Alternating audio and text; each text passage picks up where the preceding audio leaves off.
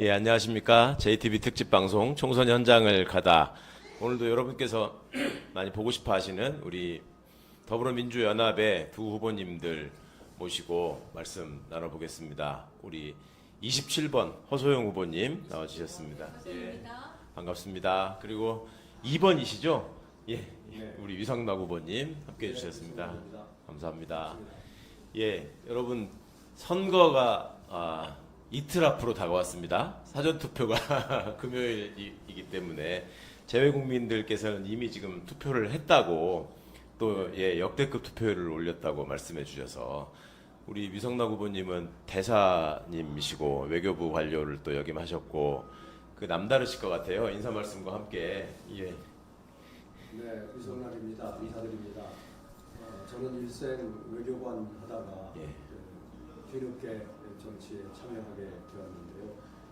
제가 외교부에 있으면서 항상 우리 외교가 지금보다 좀 선진화되어야 된다는 문제의식을 갖고 지냈는데 지금 우리가 보는 외교는 후진적인 외교 중에서도 아주 후진적입니다. 대표적인 사례가 이종섭 주 호주 대사 임명인데 그걸 보듯이 이런 창피한 일이 정말. 네, 우리 외교 후진성 중에 한 특징이 중요한 외교 사안을 지나치게 국내 정치에 종속시킨다는 건데 그러네요. 대표적인 사안이죠. 예.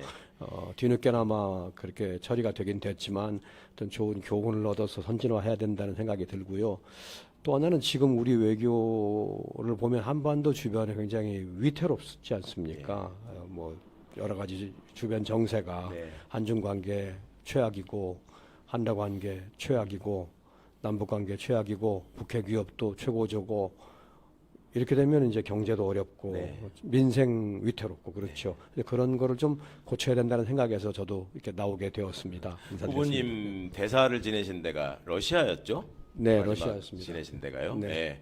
그 관련해서 궁금해하신 점 많을 텐데 또 여쭤보기로 하고요. 네네. 예. 호 후보님, 우리 뉴페이스시고 시청자분들께서 많이 궁금해하실 것 같아요. 네네. 소개 말씀 좀 부탁드립니다. 자기 소개와 홍보를 좀. 네, 안녕하십니까. 저는 더불어민주연합 비례대표 후보 무려 27번인 허소영입니다. 예, 저는 거의 생애 대부분을 강원도 춘천에서 보냈습니다. 예. 네, 강원도의 따님들 많이 네, 뵈네요. 강원도 춘천이고 제가 지역사회에서 이제 사회복지사로 일을 하고 또 뭐 학생들 가르치는 교수도 하고 그리고 시민사회 활동도 하고 그러면서 어떻게 우리 지역사회의 복지 문제를 좀 풀어볼까, 좀 더 좋은 우리 지역이 될까 고민하다가 지방 정치에 참여하게 됐습니다. 그게 2018년이었고요. 2018년 강원도 의회 그 선거에 의원 선거에 출마를 해서 춘천 지역 최다 득표로 제가 첫 선거에 그렇게 입성을 했습니다. 이게 허영, 허소영 이렇게 돼야지 당선이 되는군요. 춘천은. 되게 중요하네요. 그래서 그 처음에 정치에 입문하게 된 거는 이제 지역의 인재 영입으로 인재 영입으로 들어갔고 그때 처음 했었던 것은 그 문재인 대통령님 그 후보 시절에 그 강원도 유세 단장을 하게 됐습니다. 제가 지역 사회에서 제법 마이크를 많이 잡고 진행을 그러니까 뭐 시민 사회나 뭐 이런 게 진행을 많이 했었고 그래서 그 시민 사회의 시민들을 대상으로 했었던 것은 이제 유권자를 대상으로 하는 이제 첫 번째 경험을 저희가 아주 당당하게 이겼잖아요. 그래서 그 바람을 또 안고 또 저희가 2018년에 상당히 많은 민주당의 후보들이 강원도가 상당히 이제 밭이 안 좋음에도 불구하고 그때는 상당히 많이 들어왔습니다. 그때는 또 평화 번영의 남북 관계 그러니까 분위기가 있었잖아요. 그렇죠. 그래서 여러 가지가 잘 합이 또 맞아서 되게 좋은 후보들이 많이 들어와서 강원도도 보통은 이제 강원도 그때 의원들이 46명이었나 그랬는데요. 대부분은 민주당 그렇죠. 근데 민주당 후보들이 10명을 채워본 적이 별로 없어요. 근데 그때 저희가 35명을 채웠었습니다. 그러니까 상당히 획기적인 경험을 했었고, 그래서 열심히 지역에서 정치 활동을 했습니다. 그러면서 제가 또 강원도의 최초로 여성 원내대표도 했습니다. 예. 이렇게 잘 하려고 열심히 했는데 아쉬웠던 건 뭐냐면 강원도가 또 우리 지역이 잘 살기 위해서 열심히 지역에서 했지만 우리의 운명을 가르는 되게 중요한 결정은 중앙에서 다 이루어지더라고요. 여러 규제법들 또 무엇을 가능하게 하는 것, 가능하지 않게 하는 것들이 거의 법률 단위에서 이루어지는 것에 따르고 조례 단위에서 할 수 있는 것은 상당히 이제 지역적인 이제 것들이었어요. 그래서 이대로는 안 되겠다. 그리고 지역 경제 문제 얘기를 많이 하면서 지역 소멸에 대한 위협은 가장 많이 얘기를 하는데 실제로 지역 소멸에 대한 전공법을 쓰는 것이 아니라 말 그대로 대증요법, 뭐 기금으로 얼마를 그냥 나누어주는 형태라든지 지역균형 발전을 한다고 하면서 결과적으로는 그 관련된 예산의 상당수는 다시 수도권으로 풀리거든요.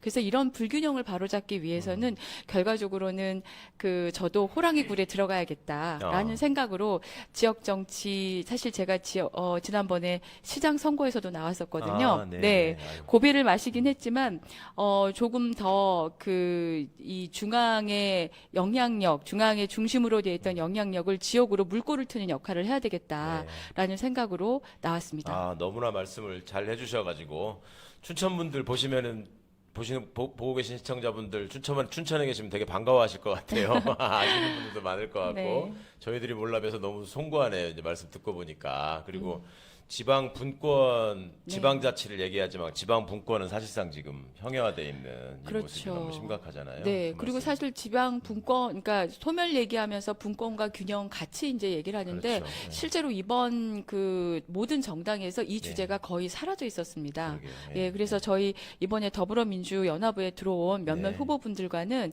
이 분권과 또 재정 분권 특히 관련된 거를 좀 더 이렇게 다뤄보자 해서 정말 정착 중요한 분야입니다. 맞습니다. 네. 저도 그 자치단체장 출신 의원들이 국회에서 있으면서 참 그거 바꿔보려고 애를 쓰는데 의외로 벽이 두껍더라고요. 정말로 상당히 열심히 저항이 해주셔야 큽니다. 됩니다. 그리고 사실은 맞습니다. 그 의사결정을 하는 다수의 의원들 50% 이상이 수도권에 집중돼 있기 그러게요. 때문에 이거에 대한 민감성이 지역에 살고 있는 저희하고는 완전히 좀 다른 것 같습니다. 그렇게 우리 허 후보님도 그렇지만 임미애 후보님도 그렇고 우리 험지에서 정말 뭐 지역에 조원희 도전하셔 후보님, 당선되셨던 이렇게 보배 같은 여성 후보님들을 여러분 만나보시게 되십니다. 우리 더불어민주연합에서. 자, 위 후보님 좀 받아주십시오. 예. 네. 뭐 이제 저희끼리만 아는 얘기였지만 사실은 전라북도 분이시잖아요. 원래 그렇지. 고향이. 예, 그렇습니다. 그걸 모르시는 분들이 많아요. 워낙 차도남 이미지가 강하셔가지고 제가 다 사람들한테 유대사님 알아? 그러면 그렇다고 그래서 제가 우리 고향 분이야. 그러면 그분이 서울 분이지 무슨 그렇게 얘기하는 거예요. 고향 분들께 인사 한번 해주십시오. JTB니까. 네, 다시 전북 도민 여러분께 인사드립니다. 제가 익산에서 초중고교를 다녔습니다. 물론 그 후에 이제 서울에서 대학을 다니고 또 외국에 외교관이 되어서 일생의 절반 정도를 해외에서 다니긴 했습니다. 그래서 고향에 많이 가지 못하고 고향을 접한 지가 오래되고 해서 좀 생소할 수 있습니다만 사실 저를 키워준 곳이 전북이기 때문에 언제나 애틋한 감정 갖고 있고요. 제가 어떻게 보답을 해야 된다는 부채의식도 있습니다. 저희까지만 해도 익산보다는 일이라는 지명이 더 익숙한데 그렇습니다. 그죠? 그때는 그랬습니다. 지금 그래서 제가 나 이리 가야 돼 그러면 완전히 옛날 사람 취급받더라고요. 근데 이리에서 자라셨군요, 계속. 그렇습니다. 너무 반갑습니다. 저는 개인적으로 진짜 예전부터 이제 우리 유성락 후보님 많이 그 성함 들어보셨을 겁니다. 이 한반도 평화 문제에 관해서 또 현장에서 또 이론적으로 지난번 또 대선에서도 우리 또 많은 공약 개발에도 기여하고 해주셨는데 후보님 지금 무엇보다도 이 정부가 출범한 이후에 한반도를 둘러싼 안보 상황 이거를 걱정하시는 분들이 정말 많잖아요. 그리고 국격의 추락 이런 것 때문에 정말 이번에 이제 재외교포 투표율이 뭐 사상 최대 뭐 지난번에 비교해서 3배가 넘는 65%를 기록했다. 이게 지금 다들 심상치 않은 징조로 저는 보이는데 어떻게 보세요, 전문가로서 후보님은? 제가 전문가 입장에서 들어볼 때 지금 우리 최 의원님께서 두 가지의 핵심적인 쟁점을 지적하셨어요. 전문적으로 지적하셨습니다. 종합적으로 우선 한반도 안보 위기 상황이라는 그렇죠. 것과 국격의 추락이라는 걸 네. 말씀하셨는데 둘 다가 지금 우리한테 닥친 문제라서 저는 아마 재외 국민께서 투표를 많이 참여하시는 것도 그런 데에 기인한 거라고 생각합니다. 네. 고국에 대한 걱정, 네. 그다음에 고국의 국격이 추락되는 것에 대한 또 어떤 네. 느낌, 그것 때문에 많이들 참여하면서 바꿔보려고 하는 것 같은데요. 먼저 한반도 위기 상황에 대해서 말하면 지금 정부가 2년간 해온 것을 보자면 그 성과는 막 극과 극입니다. 미국과 관계를 튼튼히 했다. 네. 일본과 관계도 개선했다는 것을 평가할 수는 있습니다. 네. 그러나 우리는 사강에 둘러싸이고 분단된 나라이기 때문에 네. 한쪽과의 관계가 좋은 것으로 끝나진 않습니다. 그러게요. 예, 네. 복잡 미묘한 네. 구도 속에 있으니까 한쪽과 관계가 좋으면 다른 쪽하고 관계가 어려워질 수 예, 있는 구조적인 문제가 있거든요. 그러니까요. 그러니까 한 곳을 잘하는 게 능사가 아니고 다른 곳도 다 잘 관리하는 것 또한 중요한 예. 일인데 예. 지금은 다른 쪽에 대한 대처는 아예 없습니다. 예. 없다 보니 우리가 미국, 일본하고 관계 개선한 것에 대한 반작용으로 중국이 반발하고 러시아가 반발하고 북한이 그러게 말이에요. 대결하고 예. 그래서 전체적인 구도를 다시 보면 위태롭게 된 거죠. 예. 아까도 제가 모두에 말씀드렸지만 한중 관계, 한러 관계, 남북 관계가 지금 최악입니다. 예. 그렇게 되면 어떻게 되느냐면 우리가 가지고 있는 중요한 외교 아젠다라고 할 수 있는 한반도에서의 비핵화 네. 안 되게 됩니다. 예. 중국, 러시아가 방해하는데 되게 어렵습니다. 아. 중국, 러시아가 북한 핵 문제 역성 들어주고 편 들어주고 제재를 회피할 길을 마련해주면 방법이 어렵게 되죠. 예. 그다음에 한반도에서의 평화 정착, 이것도 우리의 중요한 아젠다인데 또 추구할 길이 막히게 됩니다. 네. 그리고 궁극적으로 한반도의 통일 네. 또 막히게 됩니다. 그러한 우리 중요한 외교 아젠다가 막히는 상황을 보고 있어서는 안 됩니다. 어떻게 개선을 해야 되는 것인데 이 위태로운 상황이 지금 국민들을 불안하게 하는 거고요. 후보님, 심지어는 잠깐만 중간에 하나 여쭤볼 게 있는데 네, 외교관 생활을 몇 년도에 시작하셨죠? 저는 79년에 시작했습니다. 와, 그러면 박정희 정권 때부터 하신 건데 그때 이후로 네. 지금 이렇게 돼 있는 네. 이렇게 지금 소위 미국 일본 일변도의 어떤 일종의 지금 구려외교로 받아들이는 국민들도 네, 많이 네. 계시는데 네. 이렇게 중국 러시아를 적대시하면서 이런 구도로 지금 온 게 네. 민주화 이후에 지금 우리 외교사에 있었던 상황입니까? 어떻습니까? 지금 상황은요. 예. 냉정히 말해도 예. 6.25 이래 가장 위태롭다고 6.25 이래요. 해도 과언이 아닙니다. 6.25라는 건 전쟁이기 때문에 위태로웠던 그렇죠. 거고요. 예. 가장 위태로웠고 그 와. 다음으로는 지금처럼 위태로운 때는 없습니다. 아. 왜냐하면 야. 물론 박정희 정권 때, 뭐 전두환 정권 때 남북 대결이 굉장히 심했지만 그렇죠. 예. 그때는 냉전 시대이기 때문에 우리가 냉전이라고 하는 어떤 금을 그어놓은 우리 쪽, 네. 서방 쪽 안에서 미국의 구도하에 네네. 이게 안전하게 지낼 수 있었어요. 네네. 그동안 금이 그어져 있으니까. 그렇죠. 예. 그러나 장벽이 무너진 다음에는 무너진 다음에는 우리가 서방, 동방하고 관계를 다 맺었으니까 예. 그때부터는 우리가 좀 꾸려가야 되는 거죠. 그러니까요. 중국, 러시아하고 그때는 관계가 없었거든요. 네네. 없었을 때는 좋고 나쁘고가 없습니다. 네. 나쁜 거죠. 네. 없으니까. 근데 중국, 러시아하고 우리가 90년대부터 관계를 맺어서 소위 북방 정책으로 수교한 이후에는 네. 탈냉전을 꾸려왔는데 네. 수십 년을 그때 이래 지금같이 나쁜 데는 없다는 거죠. 한중 관계 수교 이래 최악. 그러니까요. 저는 사실 북방외교 주무사무관이었어요. 아, 시작을 네. 그 소련하고 수교하는 일을 맡아보았습니다. 네. 사실 제가 소련하고 수교하는 일에 젊은 그러셨구나. 시절을 보냈기 때문에 예. 각별한 소회가 있는데 그런 입장에서 지금 한러 관계가 이렇게 된 것을 보는 심정은 아주 착잡합니다. 진짜 이거 그러시겠네요. 보고 네, 있기는 네. 어렵다. 네. 뭔가 새롭게 접근해야 된다. 그만큼 위태로운 상황이라는 얘기고요. 국격의 추락이라는 거는 그런 외교를 하고 방치하고 결국 우리가 한반도 문제에서 고립되고 소외되고 하는 상황을 그냥 내버려 둔다는 건 우리 외교 수준을 보여주는 거고요. 네. 그런 와중에 아까 말한 이종석 호주대사 문제 이런 걸 하는 걸 보면 이게 이대로 둘 수는 없다는 생각이 또 드는 거죠. 예. 그렇습니다.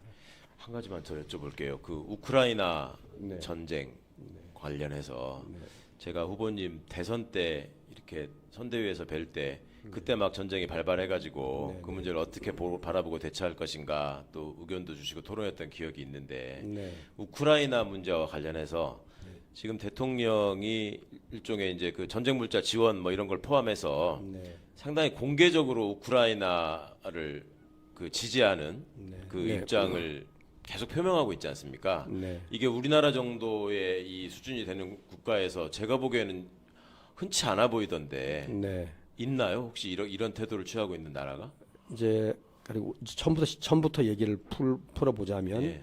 우크라이나 전쟁이 난 것은 이제 러시아가 공세를 취했기 그렇죠. 때문이지 침략이죠. 않습니까? 네. 침략이죠. 네.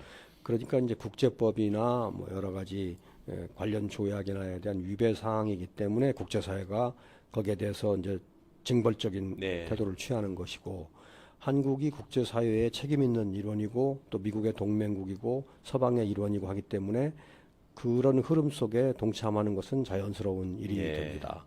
그러나 모든 나라가 외교 문제를 OX 문제로 풀지는 않거든요. 이제 그렇게 참여를 하면서도 자기가 가지고 있는 독특한 지정학적인 이해가 있다거나 자기가 풀어야 될 또 나름의 외교 안보 아젠다가 있다면 그걸 감안하여서 적절한 스탠스를 취하고 그러니까요. 또 필요하면 보완책도 강구를 합니다.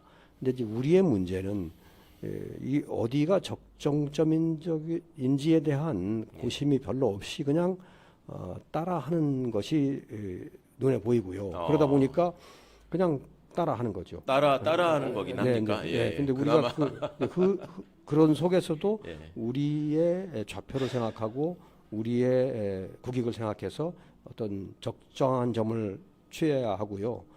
그리고 우리 나름의 외교 안보 아젠다를 풀어가기 위해서는 러시아와의 관계를 끝없이 악화시켜서는 아니 되므로 네. 러시아 관계를 어떻게 하겠다는 방향을 내놔야 하는데 지금 2년이 되었지만 대러 정책은 보이지 않고 예.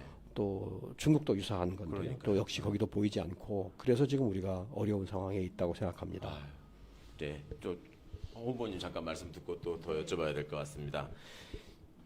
강원도의 딸로서 제 강원도의 도정을 보셨는데 네. 중앙 정치를 또 대하시는 입장은 또 다르실 것 같아요. 그러니까 아까 이제 지방 네. 분권 정책 또 지방의 현실 이런 말씀 해주셨지만 네.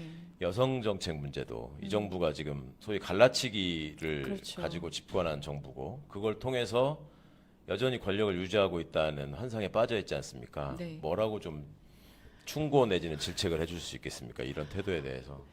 그 보통 이제 대통령이나 정치 지도자들이 네. 사랑하고 존경하는 국민 여러분 이렇게 네. 얘기할 때 우리는 다 우리를 사랑하고 존경하나 보다라고 하는데 제가 봤을 때 우리 윤석열 대통령의 사랑하고 존경하는 국민 속에는 네. 여성도 없고 그다음에 지역도 없고 네. 그다음에 다른 일반 보편의 삶을 살고 있는 그 서민들도 없는 것 같습니다. 네. 오로지 검찰만 있는 것 같습니다. 심지어 우리 동포들도 없더라고요. 예, 동포들도 없고요. 네. 많아요. 그래서 그 사랑하고 존경하는 국민 여러분의 지위 안에 우리 모두가 들어갈 수 있도록 네. 하지 않는다 그러면 지금 곧 그 판단, 심판을 해줄 날이 불과 지금 7일밖에 안 남았거든요. 이틀 뒤라니까요. 이제. 예, 그렇죠. 첫 네. 번째는 네. 이제 사전 투표를 통해서 한번 1차 네. 심판해 주시고 그 다음에 이제 정말 마지막 정점을 찍는 투표까지가 이제 7일 남았는데 그 시간 동안에 뭐 대대적인 반성, 무릎 꿇고 뭐 이런 거 해도 이제 더 이상 저희가 속지 않습니다. 예. 지금 이 시점에 제일 중요한 그분들에 대한 윤석열 대통령에 대한 충고보다는 우리 국민들께 드리고 싶으면 절대 속지 맙시다라는 예. 말씀을 드리고 싶어요. 그가 어떤 읍소를 하고 또 어떤 그 정치적인 카드를 내놔도 그거는 그냥 총선용으로 그 보이기 위해서 하는 것이지 어떠한 진심도 담겨 있지 않다. 우리는 그걸 지난 2년 동안에 매일매일 느끼고 있잖아요. 네, 예. 그렇죠. 그래서 그 경각심 하나 잊지 말고 가주셨으면 하는 마음이 있고요. 또 하나 아까 그 지금 이제 저희가 이렇게 두 사람이 이렇게 이번에 그 같이 한다고 그랬을 때 되게 재밌다고 생각했던 게 네. 우리 그 위성락 후보님은 정말 글로벌하게 삶을 살아오셨잖아요. 근데 저는 정말 로컬한 삶을 살아왔던 그러네요. 사람이거든요. 네, 네, 그래서 네. 이 두 사람이 합이 정말 글로컬이다. 네.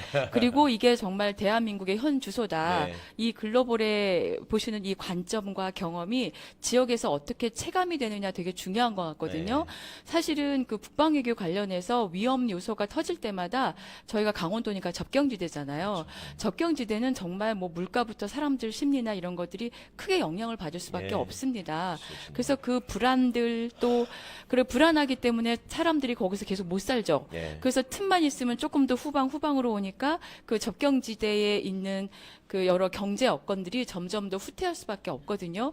그래서 정말 글로벌한 것이 로컬한 것이다. 이것이 너무너무 절실하게 연결되어 있고 지방 소멸 얘기 저희가 계속 드린 이유 중에 하나가 지금은 지방 소멸이어서 몇 개 도시가 소멸되나 보다 해서 수도권 계신 분들 안심하고 계신데 그렇지 않거든요. 네. 지금 수도권에서도 뭐 부산이라든지 또 그 인천의 일부 시군, 일부 구 단위에서는 벌써 그 소멸의 등이 켜져 있어요. 예. 그러니까 안전한 곳이 아무데도 없는데 맞습니다. 너무 팔짱 끼고 만만하게 보고 있는 것 같아서 그 왜 드라마에서 나왔던 것은 이러다 우리 다 죽어 뭐 이 대사가 있잖아요. 그래서 저는 지방 소멸 강 건너 불이 아니라 바로 우리 코 앞에 와 있는 거고 지방이 소멸될 때 지방만 죽지 않습니다. 그러니까 모두 살기 위해서 처방을 해야 될, 그 제대로 진단하고 처방해야 될 저는 지금이 그 마지막 시간이다라고 생각하고 그 절실한 마음으로 소위 나왔습니다. 그 인구 소멸 위험 지역 네. 이렇게 할 때 강원도가 다 해당되죠 지금. 강원도가 전역이. 춘천하고 원주 정도만 빼고요. 나머지 아, 다 해결이 그래도 해당이 됩니다. 춘천은 좀 빠집니까? 춘천은 이제 대학이 있기 때문에 아. 예, 춘천은 행정도시였고 또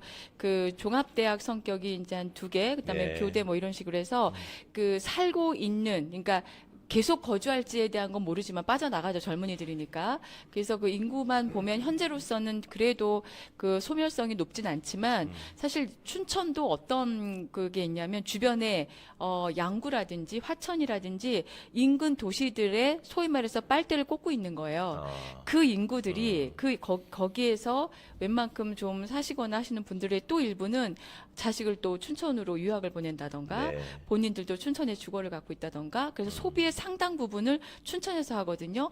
그러니까 춘천 경제도 엄밀한 의미에서 인근 도시의 어떤 그 관계성을 통해서 그 이득을 보는 부분이 있어요. 근데 이게 수도권 입장에서는 모든 것을 다 극일주의로 지금 빨아들이고 있는 상황이거든요. 그렇죠. 예. 하여튼 뭐 춘천에 지금 길이 좋아지고 교통이 좋아진 이유로 춘천에는 닭갈비집하고 막국수집만 남았다 하는 얘기들을 이렇게 그래서 심하게 다양성이 하시는 분들이 점점 계시네요. 없어지는 것도 그러게요. 있는 것 같아요. 도시마다의 특징들이 있어야 되는데 뭐 닭갈비하고 막국수뿐만이 아니라 춘천에 여러 곳들이 많거든요. 근데 이제 맞습니다. 많은 분들이 참 좋은 알고 도시인데. 오는 맞아요. 알고 있는 정보 수준에서 찾아보고 그냥 가시기 때문에 상당히 좀 아쉬운 부분이 있고요. 그리고 또 한편으로는 그 이제 교통망이라는 건 되게 두 가지 얼굴을 갖고 있는 것 같아요. 네. 그래서 그 접근성을 좋게 해서 많이 올 곳도 같지만 동시에 머무르지 않게 해요. 사람들을 바로 온 대로 그날로 그 왔던 분들이 그냥 나가버리고 또 소비의 양도 당연히 적어질 수밖에 없어서 지역 입장에서는 가까워지면 좋은데 그것이 전부는 아니다. 네. 예, 그래서 이것을 어떻게 하면 지역에서 발생한 여러 가지 수익들을 지역 내에서 순환시킬 수 있는가에 대한 그 설계가 되게 중요한데요. 그래서 제가 이번에 전개시킨 것이 그 지역 순환 경제라는 거거든요. 지역 순환 경제. 네, 예, 예. 네. 예를 들면 그 지역 공공은행 같은 걸 설립을 할 수가 있어요. 예. 지금 시중은행은 똑같은 그 지역에 이 은행권이 있다 하더라도 뭐 이율이라든지 이런 것이 서민들한테 더 친절하지 않거든요. 그렇죠. 더 어렵고. 똑같죠, 그냥. 예, 어려운데. 오히려 더 불리하지. 신용 등급이 낮다 맞아요, 이러면서. 맞죠. 예. 근데 반면에 지역 공공은행은 지자체가 금고를 투자하는 거예요. 아. 예. 지자체가 금고를 투자하고 시민들이 참여하면서 금융 배제를 최소화시킬 수가 있고 지금 이 은행이 또 왜 필요한 그 설계가 되냐면 그 전국에서 그죠. 지자체 금고로 한 106조 정도가 들어가는 네. 유치가 되는데 이 예치된 데 중에서 136개 지자체는 이율이 0%대예요. 뭐 네. 0.3% 이런 식으로 말하자면 지역에 그 소득이 그 이자 수익이 돌아갈 가능성이 0.3%밖에 안 된다는 거거든요. 네. 그래서 이런 불균형들을 바로잡기 위해서라도 지역 공공은행 필요하고 또 지역 재투자도 되게 필요한데요.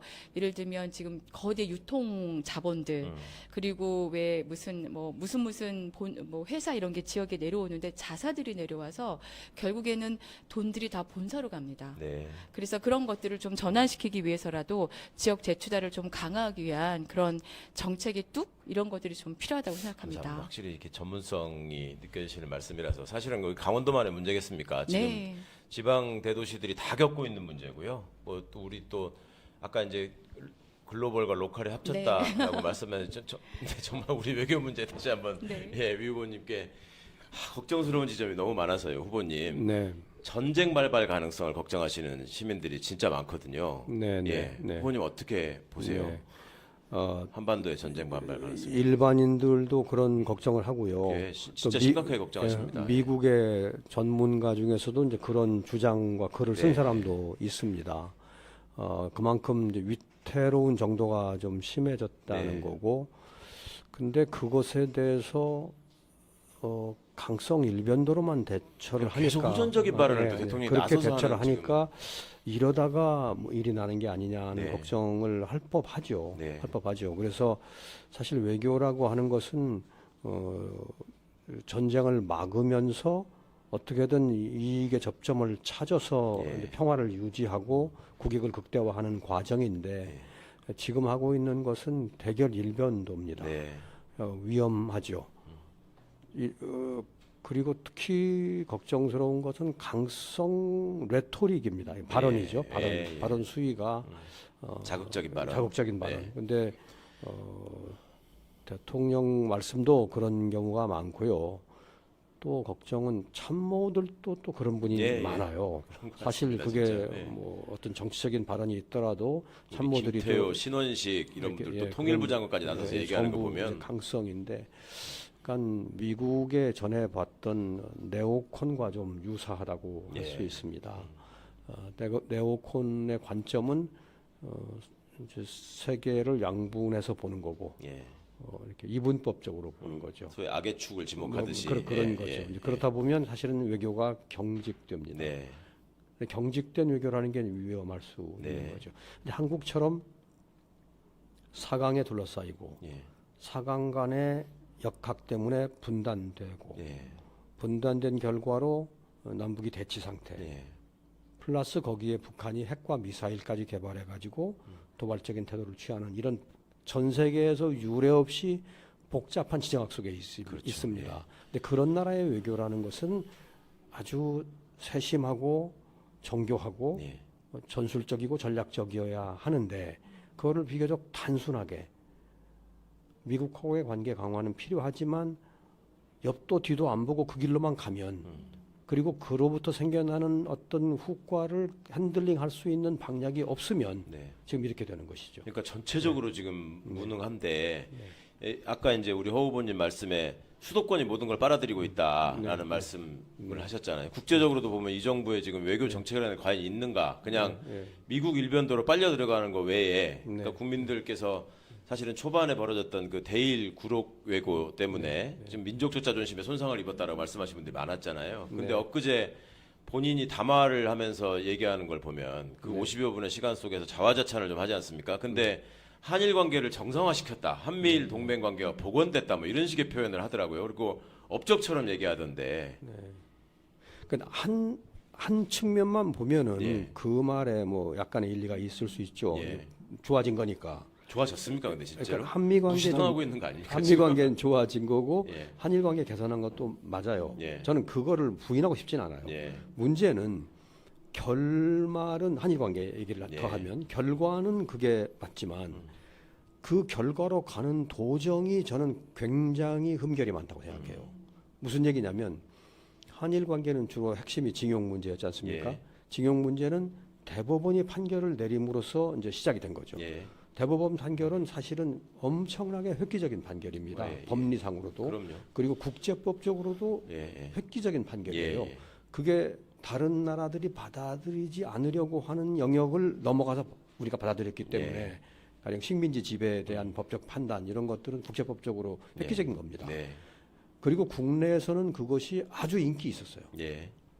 우리나라의 네. 내셔널리스틱한 기념비적인 판결이었죠. 판결이죠. 네. 그러나 그것을 그대로 적용하면 일본하고 관계는 이제 문제가 생길 수밖에 없는 약간 좀 어찌 보면 이게 양날의 칼. 양날 칼 약간 딜레마적인 그런 네. 거죠. 이 속에 역대 정부가 있었어요. 네.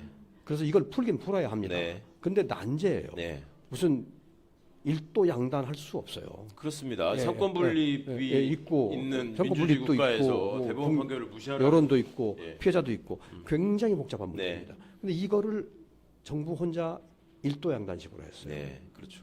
사실 거기로 가려면 대법원 판결이 전국을 흔들었던 것처럼 네. 전국을 흔드는 수준의 폴리티컬 프로세스가 저는 있어야 된다고 생각합니다. 네. 그 중에 하나가 제가 이제 제안도 했던 건데 여야 보수 진보 전부를 망라하는 아주 거물급 인사들로 네. 어떤 현인 회의를 구성해서 그분들에게 해법을 의뢰하자. 아. 정부가 해법을 내지 말고 정부는 네, 그걸 따라가겠다고 하고 네, 네. 의뢰하면 그분들이 보수적인 가치, 진보적인 가치, 피해자의 이해관계, 장기적인 국익, 단기적인 국익, 뭐 한일 감정 다 종합해서 공론을 모으자. 공론을 모으자. 네. 그런 과정이 저는 1년이고 1년 네. 반이고 있었어야 된다고 생각합니다. 예. 그러고서 거기서 나온 결론이 가령 3자 변제일 수도 있고 예. 아니면 국제사법재판소에 갈 수도 있고 예. 여러 가지 있을 수 있습니다. 그런데 그거 없이 뚝딱 해가지고 왔어요. 국민들은 다 받아들이지 않습니다. 네, 피해자들은 그럼요. 물론이고요. 예, 예. 근데 그 속에서 한일 관계를 했고 개선됐다 해서 결과만 가지고 잘 되었다고 하는 것은 어떤 현상의 한 단면만 얘기하는 것이지 네. 전체 픽처를 갖고 보면은 흠결투성이고 결론만 괜찮은 겁니다. 문제는 이게 지속 가능하냐는 거죠. 아, 그렇죠. 예, 예. 국민들 정서가 계속 이러면 이 불씨가 살아 있는 겁니다. 그러니까 일본의 한국 전문가들도 저게 지속되겠냐. 네, 대통령 네. 바뀌면 금방 또 달라질 텐데 네. 이렇게 얘기한다던데. 저는 솔직히 이게 지속 가능하지 않기를 바라는 마음은 아니에요. 네. 나라 사이의 관계나 나라 사이의 합의는 그것이 좀 흠결이 있더라도 일단 합의를 했으면 네. 신뢰를 위하여 지켜가는 게 맞다고 보기 때문에 이게 흔들리지 않기를 바라지만 그건 바람일 뿐이고 네. 흔들리지 않도록 조치를 해야 되지 않냐는 네. 거죠. 지금이라도 소통하고 대화해야 되는데 사실 정부가 들어와서 2년 동안 외교는 물론이고 국정 전반에 대해서 야당하고 일절 소통을 안 하잖아요. 그렇습니다. 예. 그런 정부가 없지 않습니까? 예. 외교도 소통 일절 없이 혼자서 여기까지 왔어요. 네. 그게 낳는 폐해가 미온한 지지, 여전히 불만, 대법원 판결은 또 여전히 나오고 있고 그렇죠. 이런 아주 좀 혼란스러운 상황을 엊그제 야기했다고 보면 봅니다. 굉장히 무모한 사명감에 불타고 있다는 느낌을 받았습니다. 그러니까 욕을 먹을 망정 나는 그냥 해치고 나가는 사람이다. 근데 그게 그렇게 할 일이 있고 외교 문제라는 게 얼마나 그렇습니다. 복잡하고 어려운 일인데 네. 특히 한국의 지정학적 위치에서 네. 더더욱이 외교 문제를 그렇게 다루면 안 되고요. 그래서 좀 국내적인 소통을 더 하면서 여론을 모아야 하고 또 그것을 기초로 일본에다가도 네. 지금보다 좀 더 이렇게 호응적인 액션이 있도록 예. 그러니까 뭐라 할까 이렇게 일본이 부응하는 모습을 좀 보이도록 해야 하는데 네. 그거를 견인하지 못했습니다. 그렇습니다. 그냥 전혀 얻어낸 건 없이 없습니다. 네. 그러니까 그렇게 되면 국민 여론을 끌고 가기가 어려운 거죠. 그러니까 참 참혹한 상황입니다. 심지어 일본에서 저기 나올 때 야, 이 사람 있을 때 이제 독도 문제까지 해결하자 뭐 이런 얘기가 바로 이어지는 걸 보고 정말 황당하게 느끼는 국민들이 많으셨는데 호 후보님 좀 받아주십시오. 예. 그 지방분권을 얘기하면 네. 청년들이 말입니다. 네. 사실상 지방분권을 말로만 하지 뭔가 제대로 이루어지지를 못하니까 우리는 서울로 갈 수밖에 없다. 그리고 어찌 보면은 지방의 대도시들, 중소도시들이 우리도 수도권으로 편입시켜 달라. 라는 생각을 하시는 분들도 있잖아요. 네네. 그러니까 이제 이번에 결국은 김포 웃음거리가 그렇고. 됐지만 네네. 목련꽃이 피었지만 김포는 네. 여전히 서울이 여전히 아닙니다. 서울이 아니죠. 근데 그 자극하는 이유가 있지 않습니까? 네. 그리고 강원도만 하더라도 제 기억에 춘천, 원주 뭐 이런 데를 수도권으로 만들겠다. 그리고 수도권이다. 이런 식의 얘기를 한단 말이죠. 맞아요. 그 정치적인 그 슬로건들을 예. 뭐 수도권에 더 가깝게 이런 걸 제일 많이 하거든요. 근데 저는 아니, 되게 뭐 시민들도 거기 현혹되시는 경우가 또 꽤 있잖아요. 그 저는 부동산 값이 맞아요, 오른다, 맞아요. 이런 거에. 근데 정치 지도자들이 상당히 우리가 아까 왜 국격을 낮추는 일이다 하고 네네. 마찬가지 맥락으로 네. 자기가 살고 있는 지역의 격을 낮추는 게 계속 수도권과 가까이 수도권을 닮아가는 이런 게 저는 그 문제라고 생각하거든요. 여기 수도권을 계속 확장시키는 것이 그 국가를 저는 망하게 하는 생각을 해요. 네. 지역은 다양해야 되고 또 내 지역이 점점 그 고향이 사라지고 있는 데가 많아진 거잖아요. 네. 결과적으로는. 그래서 그 돌아갈 곳이 있어야 되고 또 이 대한민국 전체를 저는 하나의 유기체라고 생각한다 그러면 그 온 몸에 다 그 혈액들이 돌아야 네. 곧 그 괴사하지 않잖아요. 그렇죠. 근데 괴사하는 곳이 발생하면 당연히 그 심장도 상할 수밖에 없는 건데 지금 그런 민감성이 되게 떨어지고 있다. 특히 예. 이번 정부는 말씀하셨던 것처럼 저는 지난 2년간 지역 소멸이라든지 또 분권이나 균형 발전에 대해서 거의 무노동의 시간이었다. 네. 아무것도 한 게 없었다. 맞습니다. 그러다가 갑자기 그 선거 앞두고 갑자기 김포시를 서울시의 김포구로 이제 네. 하겠다라는 걸 던졌죠. 네. 근데 이거 다 진짜 웃음거리가 된 예. 상황이고 실제로 이런 욕망들 일부는 있죠. 네. 그리고 더 잘 살고 싶고 더 그 풍요롭게 살고 싶은 욕망이 있긴 있지만 지자체장 그리고 정치나 행정을 하는 사람들은 사람들이 욕망에만 대답을 해서는 안 되거든요. 현재에만 대답을 해서는 안 되고 미래를 미리 예측하고 준비를 해야 되는데 그런 것들이 없는 그 되게 자극적인 것만 낸다는 네. 측면에서 되게 안타깝고 거기에다가 한동훈 그 비대위원장이 최근에 그 여의도 정치 시대를 종식하겠다. 네. 그래서 국회를 세종시로 옮기겠다라고 하면서 사실 모양은 여의도 정치 종식, 국회 세종시 이전 이렇게 하면서 마치 지방 분권적 혹은 네. 균형 발전적인 모습이지만 본질은 여의도를 금융의 중심으로 그 더 확대시키겠다. 그리고 그동안 이제 국회가 있기 때문에 있었던 여러 규제들을 다 풀어서 그 여의도를 더 무한한 개발의 그 공간으로 만들겠다는 얘기거든요. 그래서 이런 워딩에 우리가 속으면 안 되는 것 네. 같아요. 근데 네. 본질은 지금 현재 정부에서 하는 모든 본질은 아까 말씀드렸던 것처럼 극히 일부의 국민들 극히 일부의 국민 그리고 사람들이 보편적으로 갖고 있는 여러 욕망들을 자극할 뿐이지 해결하지 않아요. 그래서 그런 것들을 좀 잘 이해해 주시고 저희 지역에서 그 수도권과 가까워진다 또 뭐 여기 여러 가지 그 수도권과 유사한 인프라가 온다는 걸 다 무조건 환영하지 않습니다. 네. 예. 그래서 그런 부분들도 되게 중요하다는 거 말씀드리고 싶습니다. 예, 좋은 말씀 감사합니다. 그 지역 문제 얘기하시면서 미래를 지금 망가뜨리고 있다라는 네. 말씀이 너무너무 마음에 남는데 아까 이제 유 후보님께서 말씀 주신 지금 외교 정책의 문제도 그런 거잖아요. 그러니까 과거를 성찰하지 못하고 현재를 망가뜨리면서 미래까지 지금 훼손하는 정책. 이걸 정책이라고 표현해야 될지 모르겠습니다만은 예, 마이크 좀 가깝게 써주시고요. 지금 제가 보기에 일은 대통령이 나서서 뭐 바이든 날리면 어쩌고 하면서 이게 다 저질러 놓고 수습은 지금 외교부가 다 떠안아야 되는 그게 이제 외교부 장관 그 해임 건의안까지 통과가 됐었잖아요. 그게 사실 외교부 장관 해임할 일은 아닌데 저지른 사람은 따로 있는데 본인이 지금 저렇게 뻗대니까 외교부 장관을 한테 책임을 물을 수밖에 없었던 상황이긴 한데 후배 외교관들이 선배님들을 뵈면 하소연을 하지는 않나요? 저는 개인적으로 좀 들었거든요. 정말 너무 힘들다. 어떠셨어요? 네, 뭐 제가 듣는 것도 있긴 있습니다. 네. 제가 방송이라 다 소개는 못 하겠지만 사기도 높지 않고 그게 너무 힘들어하더라고요. 네, 힘들어하고 그렇습니다. 근데 사실 외교부나 외교관의 사기를 떨어뜨리면 국익을 추구하는데 지장이 오는 건 사실이죠. 외교부나 외교관은 해외에 나가서 우리를 대표하고 우리 국익을 수호하는 천병들인데 거기도 너무 정치화되고 휘둘리게 되면 결국 손해 보는 건 국익이고 국민입니다. 사실 제가 현직에 있을 때나 그만둔 후에나 항상 관심 갖는 것이 우리 외교를 좀 선진화해야 된다. 외교의 후진성을 탈피해야 된다는 건데요. 일반인들은 잘 모르시지만 한국의 외교는 한국의 국위에 미치지 못합니다. 많이 미치지 못해요. 우리의 국위는 위상에 미치지 못한다. 우리 네. 국위는 경제력 중심으로 보면 세계 10위권이지 그렇죠. 않습니까? 11, 12, 네. 그 정도 되는 나라인데 경제력은 그렇고요. 우리가 축구는 어느 만큼 합니까? 한 30위 전후 뭐 네. 이렇게 20몇 위 뭐 이렇게 되죠.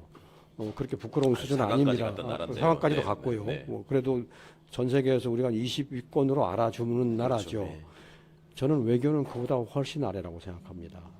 훨씬 아래인데 유럽에도 가보니까 빌딩에 새 들어있는 우리 대사관이 있더라고요. 네네. 제가 깜짝 놀랐었는데 훨씬 아직도, 아래라서 이런 격차, 네. 그러니까 우리의 국제적인 위상과 우리의 외교는 소프트웨어고 네. 위상이 하드웨어라면 우리 소프트웨어인데 소프트웨어가 많이 떨어져요. 네. 그래서 이거를 빨리 줄여야 되는데 네.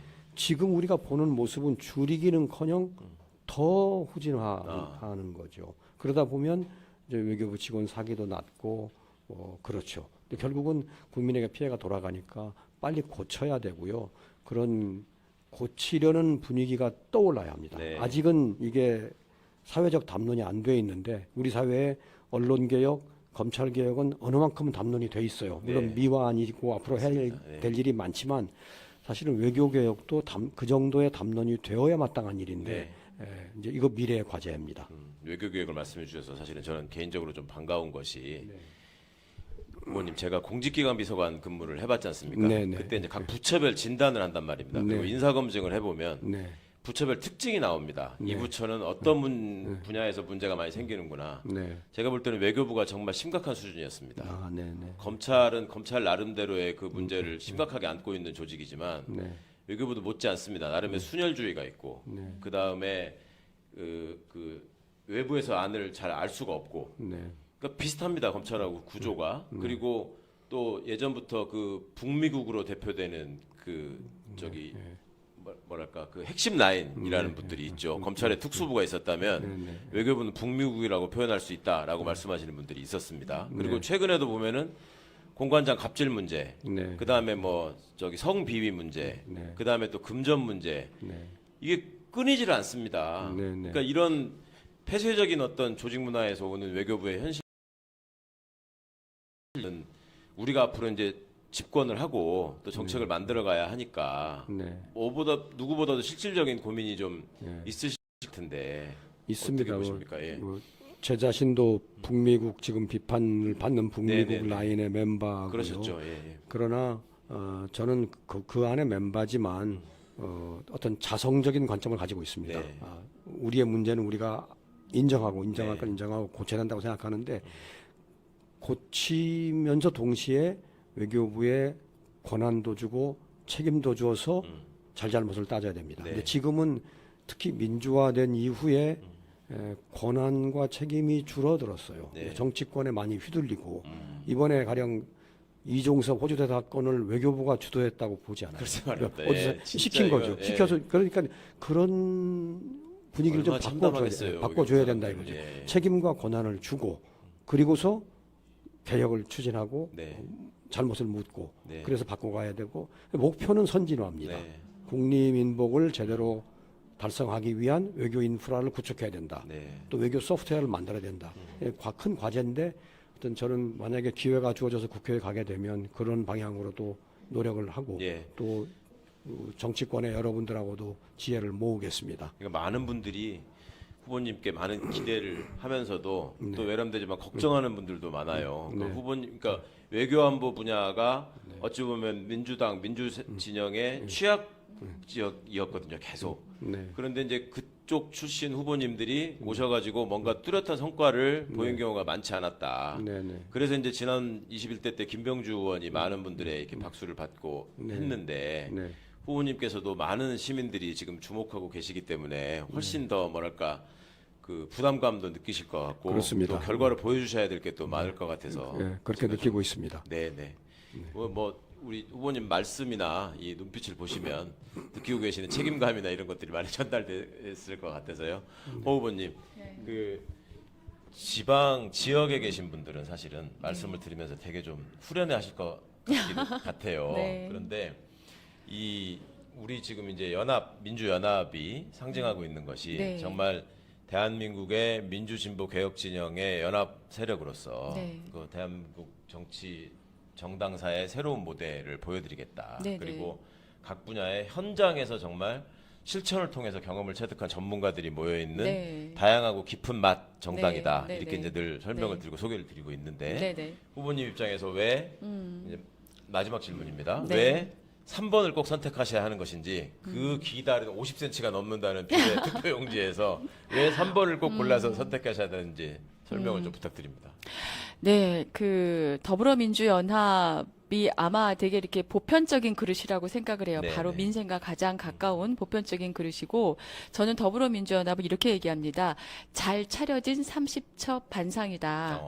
예, 그래서 30첩 반상인데 잘 차려졌다는 건 영양도 충분해야 되고 네. 맛도 좋아야 되고 보기도 좋아야 되는데 말씀하신 것처럼 외교, 의료, 그다음에 교육, 네. 이제 저와 같은 좀 지역 정치 또 뭐 농어민 이런 모든 분야가 다 거의 망라되어서 여러분이 골라서 드시기에 참 좋은 네. 그런 모든 소재들을 다 갖추고 있다. 그리고 검찰 개혁이나 모든 그 아주 혁신적인 개혁 되게 중요하지만 동시에 이것과 함께 같이 가야 될 결국 민생을 지키는 일입니다. 예. 예, 그러니까 민생의 각 부분들이 모두 갖추어져 있으니까 여러분들 이 중에 하나의 양념이라도 빼놓으면 맛이 달라집니다. 그래서 30번까지 네. 다 들어갈 수 있도록 여러분 다 모든 영양가 섭취하시기 바랍니다. 잘 예. 차려놨습니다. 네. 예, 야, 너무 맛깔나게 설명을 해주셔가지고 다들 너무 관심 있으실 것 같아요. 예, 예, 진짜 너무 말씀을 잘해주시네요. 유 후보님 또 마지막 질문 여쭤봐야 될 것 같습니다.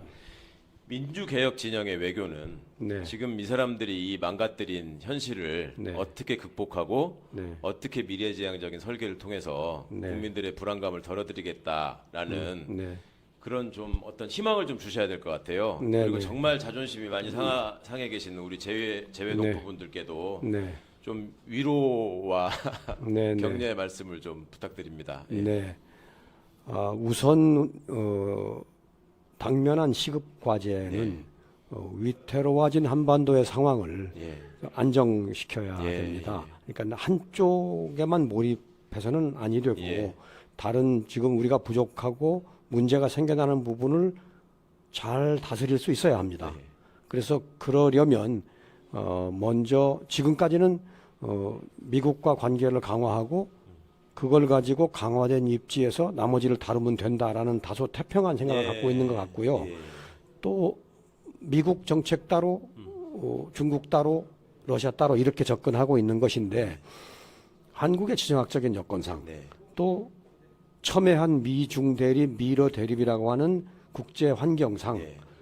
미국 따로 중국 따로 러시아 따로 정책은 통하지 않습니다. 네. 우리가 미국하고 어떤 액션을 취하면 그건 즉각 중국의 반작용을 불러일으키고 러시아의 반작용을 불러일으킵니다.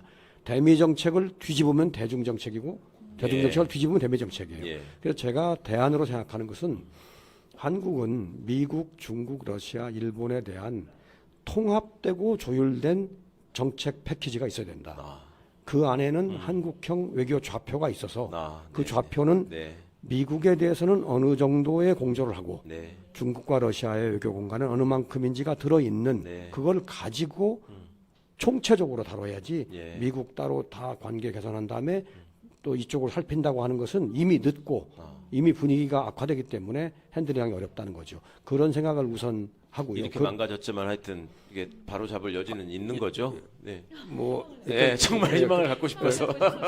그런 말이 있습니다. 예. 이제 뭐 영어에도 있고 러시아 사람도 똑같은 속담이 있는데 하여튼 안 하는 것보다는 늦는 게 낫다. 그러니까 늦게라도 하는 게 낫다. 아니 저는 사실 남북 문제는 걱정 안 해요. 우리 디올백 받으신 여사님께서 남북 문제 해결에 앞장서겠다고 하셨으니까.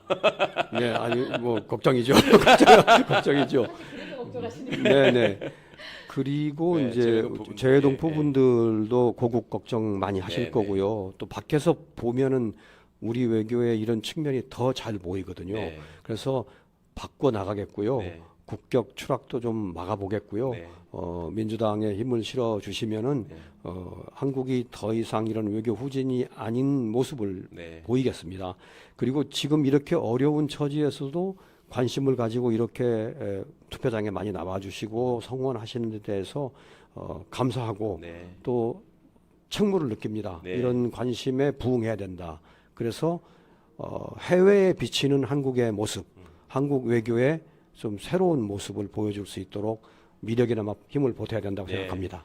지금 많은 분들이 잘 모르실 텐데 재외동포청이 이번 정부 들어서 지금 출범을 하지 않았습니까? 네, 그렇습니다. 그러니까 동포분들께서 재외동포청을 만들지나 말든가 만들어 놓고 이렇게 더 망신을 주면 어떡하냐 이런 한탄을 하시더라고요, 진짜. 네, 네. 그래서 이 방송 보시는 분들 제가 외국에 계시는 우리 동포분들 뵙고 교포라고 표현했다가 절대 교포라는 말 쓰지 마라. 네, 네. 동포가 맞다라고 네, 네, 네, 네. 강조를 해주시더라고요. 꼭 기억해 주셨으면 좋겠고 허 후보님 마지막으로 이제 마무리 인사 말씀 그리고 4월 5일 투표를 앞두신 유권자분들께 당부의 말씀 짧게 좀 부탁드리겠습니다.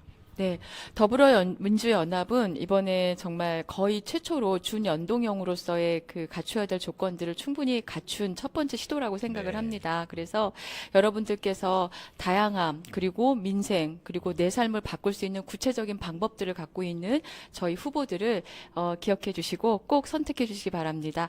기호 3번입니다. 더불어민주연합. 예, 유 후보님 마지막 당부의 말씀 부탁드립니다. 예. 네, 저는 더불어민주당의 추천으로 더불어민주연합에 온 그러셨죠. 비례 후보입니다.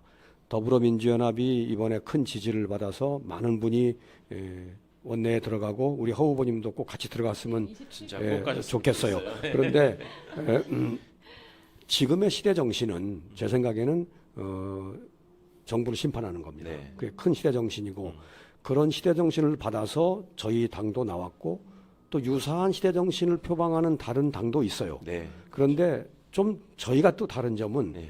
저희는 연대한 네. 그러니까 원내의 제일 다수당과 연대하에 있고 네. 또 다른 시민사회단체들이 모여서 만든 그렇습니다. 거대한 연대이기 예. 때문에 우선 원내에 들어가게 되면 힘이 더 있고요. 네. 그다음에 다양한 전문가들이 모여 있기 때문에 국정 전반에 대해서 정권 심판만이 아니고 그렇죠. 대안도 예, 낼 수 예, 있는 예. 역량이 있습니다. 예, 이해도와 실천력까지 다 갖추신 것 같아요. 네. 그렇습니다. 힘과 역량이 있기 때문에 네.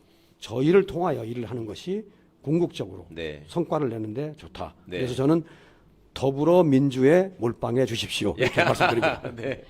야, 우리 마지막으로 유 후보님께서 더불어민주에 몰빵해 주십시오 하는 말씀을 주셨습니다. 여러분 어떻게 들으셨는지 모르겠습니다. 아까 우리 허 후보님께서 적절히 지적해 주셨듯이 글로컬 후보님들이 주고받는 대화 속에서 우리가 갖고 있는 문제, 이 정부의 잘못이 안팎으로 지금 동일한 맥락으로 똑같은 어떤 차원에서 벌어지고 있다라는 점이 한편은 충격적이기도 했고 한편으로는 또 같은 맥락에서 좀 바로잡을 수 있는 기회가 생겼으면 좋겠다라는 간절한 희망이 생기기도 하는데요. 두 분 진정성 있게 또 최대한 쉽고 편안하게 주신 말씀 잘 기억하시고 모레부터 시작되는 투표에서 미래를 위한 올바르고 역사적인 선택 꼭